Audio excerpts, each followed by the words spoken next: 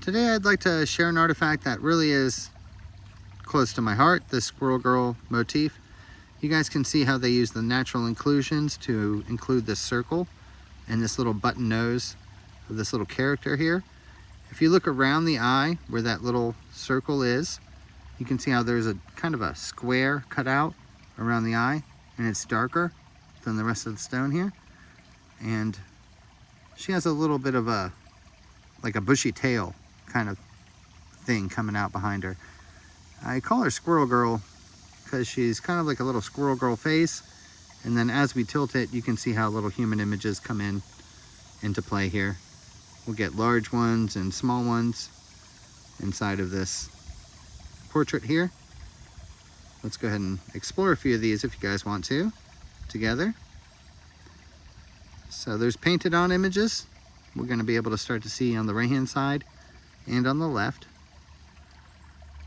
You can see all the black and brown, all the different color paints. I'll make sure that we keep the focus right for us here, guys. Sorry about that.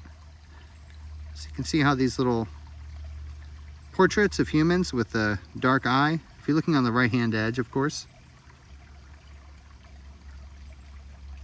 And we're going to use that furthest point as the nose, and we're going to tilt the stone until we see what might look like an eye.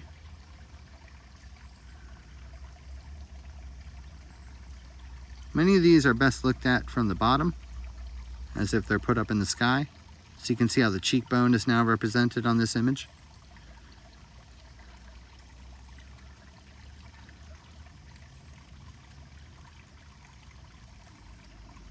Faces large and small are going to be represented. Whoop. Might have a large mammoth head here. Looks like the ear and the eye. Even smaller ones. Sorry, we're on humans though. Trying to look at the human images here. Let's look at left side portraits. You can see how this eye spot is popping out already with the color. Let's go ahead and take a look at what we might be able to find here as we tilt it.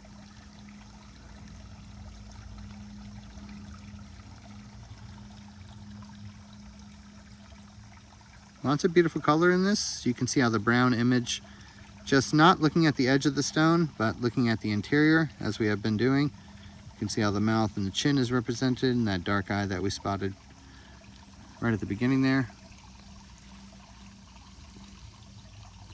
So there's our, as we tilt the stone here, we might be able to just see that one portrait as if the person's looking away from us.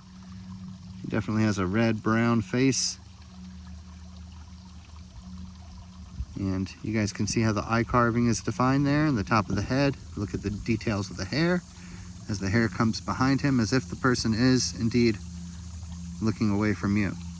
So that's what you get with this. You can see how the details are really showing up very well for this incredible statue. Thank you guys. Appreciate you. I'll show you more of this if you guys want to. Let me know in the comments. Bye-bye. Comments.